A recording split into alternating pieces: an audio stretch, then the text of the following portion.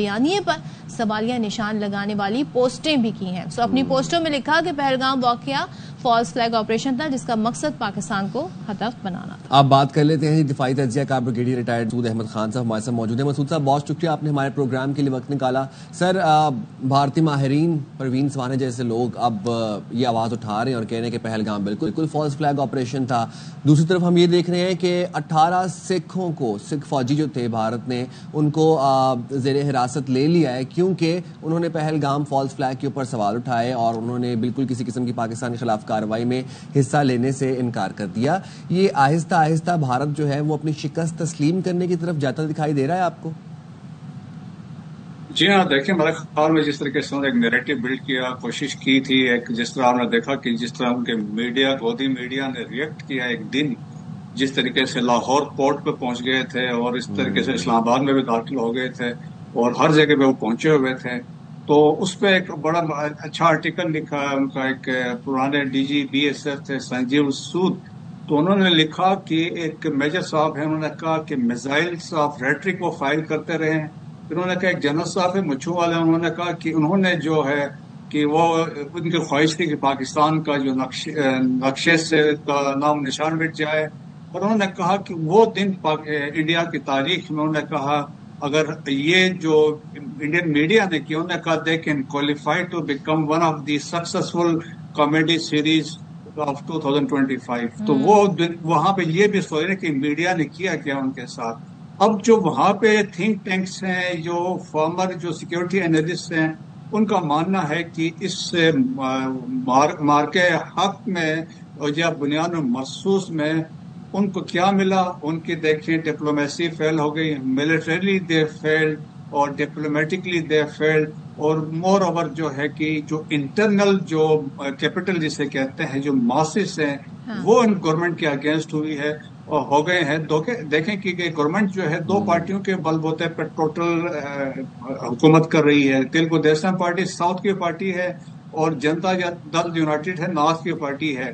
ان میں سے ایک بھی پارٹی دائیں بائیں ہو جاتی ہے دی گورنمنٹ ول کولیپس. اور اس ہزیمت کے بعد وہ آلریڈی ان کو ڈس انٹیگریشن کے چانسز آ رہے ہیں. جہاں آپ نے سکھوں کی بات کی، دیکھیں 18% آف انڈین آرم فورسز میں جو that is کنسٹیٹیوٹڈ by the Sikhs, اور سکھس کی بہت بڑی اسٹرینتھ ہے. تو وہ بڑا خطرہ ان کے لیے ہے. پیچھے بھی ان کے ٹرسٹ ڈیفیسٹ آ رہا ہے سکھوں کے ساتھ، کیونکہ سکھ وہ گولڈن ٹیمپل کو بھی نہیں بھولے ہیں. ابھی ریسنٹ جو وہاں پہ انہوں نے کوشش کی تھی جس طریقے سے ننکانہ صاحب پہ ایک ڈرون حملے کی کوشش کی تھی، پھر ایک ڈرامہ انہوں نے کیا تھا گولڈن ٹیمپل کے بارے میں. تو سکھ بہتر سمجھتے ہیں کیونکہ جو پروٹیکشن، جو عزت احترام سکھوں کے یہاں پہ جو پلیسز ہے ورشپ کے، وہ پاکستان جس طرح پروٹیکٹ کر رہا ہے، ان کو ریسپیکٹ دے رہا ہے، تو سکھ وہ سمجھتے ہیں. تو اب یہ دیکھیں دس از اے ویری سیریس ڈیولپمنٹ ہے. اگر سکھ اگر کھڑے ہو جاتے ہیں بسائڈ 18% جو آرم فورسز میں ہے، اور جو انڈیا کا بریڈ باسکٹ انڈین پنجاب بھی ہے. پھر جو فارمر پروٹیسٹ بھی ہم نے دیکھا ریسنٹلی، وارث پنجاب دیکھی، وہاں کی موومنٹ دیکھی ہے. امرتپال سنگھ جو ہے 2.0 جسے کہتا ہے بنڈرا والا ہے، وہ ان کو پکڑ کے آسام میں رکھا ہوا ہے. اور اس کے بعد دوسرے بہت سارے ہیں، دیپ سدوت ہے، اس کے اسسینیشن ہوئی، بہت سارے ہیں. تو پنجاب میں دیر از اے ریوائول آف خالستان. تو اگر ایسا آرمی میں ہوتا ہے، ایئر فورس میں، نیوی میں ہوتا ہے، تو اٹ ول ہیو سیریس اس کے کانسیکوینسز ہوں گے انڈیا کے لیے. اور مور اوور پھر آپ دیکھیں نا کہ جو ود ان انڈیا کے اندر مین لینڈ میں ہم دیکھتے ہیں کہ جو مائنورٹیز کے ساتھ ہو رہا ہے، مسلمانوں کے ساتھ ہو رہا ہے. That's why chief of army staff نے کہا تھا کہ 2 نیشن تھیوری کی کتنی امپورٹنس ہے. تو میرے خیال میں ریئلائزیشن ہر طرف سے آ رہی ہے. مسلمانوں میں بھی ریئلائزیشن ہے، سکھوں میں بھی ریئلائزیشن ہے، کرسچنس میں بھی، منی پور کے بعد سے وہ ریئلائزیشن ہے. دلت جو ایون ہندو ہیں لیکن ان کو شودر مانا جاتا ہے، تو وہاں بھی ریئلائزیشن ہے. سو دیکھیں فالٹ لائنز انڈیا کے بہت ہیں.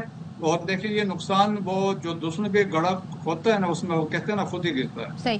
مسعود صاحب ایک چیز بتائیے گا، اب اور بھی جب ہم دفاعی تجزیہ کار جو وہاں کے ہیں بھارت کے ان کی بات کریں یا دیگر جو تجزیہ کار ہیں، اس میں پراون سوانے مزید بھی یہ کہہ رہے ہیں کہ بین الاقوامی طور پر بھارت کی ساکھ کو، بھارت کے امیج کو نقصان پہنچا ہے اور بھارت لڑائی کے لیے تیار نہیں تھا، تو اسے غلطی نہیں کرنی چاہیے. اب اسی ساکھ کو یا اسی ڈیمیج کنٹرول کے لیے آپ ششی تھرور اپنے ڈیلیگیشن کو لے کے گئے، مگر کل میں ان کا ایک کلپ دیکھ رہی تھی جس میں وہ امریکن پریزیڈنٹ پر ہی انہوں نے حملہ کر دیا اور ڈونلڈ ٹرمپ کی جو بصیرت ہے، جو ان کا انداز گفتگو ہے، ان کا جو ڈیمینور ہے، اس پر بات کر رہے تھے اور کہہ رہے تھے اس سے پہلے جو پریزیڈنٹ تھے ان سے بھی ملا ہوا، ان کا یہ طریقہ نہیں تھا.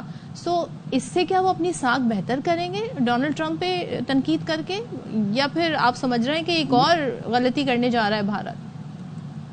دیکھیں جی، ایک اور غلطی بالکل کرنے جا رہے ہیں. جس طریقے سے پریزیڈنٹ ٹرمپ نے ابھی جس طرح اسٹینڈ لیا ہے، دیکھیں ٹیرف پہ پہلے انہوں نے کہا تھا کہ ٹیرف پہ جس طرح انڈیا کے ٹیرف انہوں نے کہا اکارڈنگلی ہمارے بھی ہوں گے.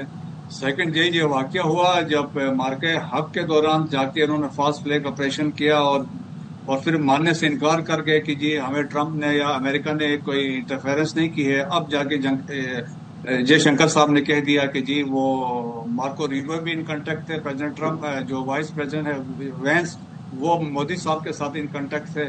تو وہ ہے. پھر دیکھیں کہ یہ ششی تھرور جو ہے اپوزیشن کے ہیں، کانگریس کے ہیں، تو اس کو آلریڈی اس کے بہت سارے کیسز ہیں، تو پرابلی ان کو کہا گیا ہوگا کہ ڈیفینڈ کریں اور تاکہ آپ کو کیسز سے بچایا جائے. اور مجھے لگتا ہے کہ جے شنکر صاحب کے لیے حالات بہتر نہیں ہے. ہو سکتا ہے اگلے چند ہفتوں میں یا مہینے میں جے شنکر صاحب کو اسکیپ کوڈ بنا کے اس کو فارغ کر دیا جائے گا، کیونکہ جب آپریشن کو کنسیو کیا تھا انہوں نے تو اس میں یقیناً ساری چیزیں اس میں شامل ہوں گی کہ انہوں نے کہا ہوگا ڈپلومیٹکلی ہمیں بہت اسٹرانگ ہے، انٹرنیشنل کمیونٹی ہمارے ساتھ ہے. ملٹری والوں نے کہا ہوگا ملٹریلی ہم یہ کر دیں گے، پاکستان رسپونڈ ہی نہیں کر سکے گا. تو اس طرح کی سوچ بچار کر کے کیا ہوگا، لیکن ہر چیز ان کی الٹی پڑ گئی ہے. دے نیور ایکسپیکٹڈ پاکستان کا یہ ریئیکشن ہوگا. سو پاکستان نے جو نیو نارمل والا کنسپٹ تھا وہ بھی ہم نے اسٹیبلش کیا. اب انڈیا دیکھیں کہ وہ آئسولیشن کی طرف جا رہا ہے. جو آئسولیشن ہے انٹرنیشنلی، تو اس لیے ڈیلیگیشن دنیا بھر میں بھیجے ہیں تاکہ وہ اپنا سودا بیچیں، لیکن کوئی ان کا سودا خریدنے کو تیار نہیں ہے، کیونکہ وہ سمجھ گئے تھے کہ انڈین ٹرانس نیشنل ریپریشن میں کینیڈا میں، یونائٹڈ اسٹیٹس میں، یونائٹڈ کنگڈم اور پاکستان میں ان کی انوالومنٹ تھی. دیکھیں قطر میں صفائی کرتے ہوئے پکڑے گئے تھے، اور اس کے علاوہ EU لیب نے بھی ان کو ایکسپوز کیا، اسٹینفرڈ انٹرنیٹ آبزرویٹری نے انڈیا کو ایکسپوز کیا، واشنگٹن پوسٹ نے آرٹیکل لکھے، دی گارڈین نے آرٹیکل لکھے.